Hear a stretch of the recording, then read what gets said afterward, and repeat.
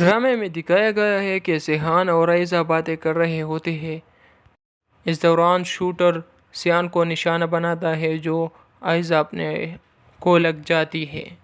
سیحان آئزہ کو ہسپتال لے جاتا ہے جبکہ سیحان کا باپ سیحان کو کال کرتا ہے اور پوچھتا ہے کہ آپ کہاں ہو۔ سیحان حیرانگی سے جواب دیتا ہے کہ پاپا گولی لگ گئی ہے تو پاپا فوراً روانہ ہوتا ہے۔ بعد میں پتہ چلتا ہے کہ حملہ لالا نے کروایا تھا۔ سیحان باپ سے پوچھتا ہے کہ مجھ پر حملہ کس نے کروایا تو بابا کہتا ہے کہ اس ڈراموں میں مت پڑو۔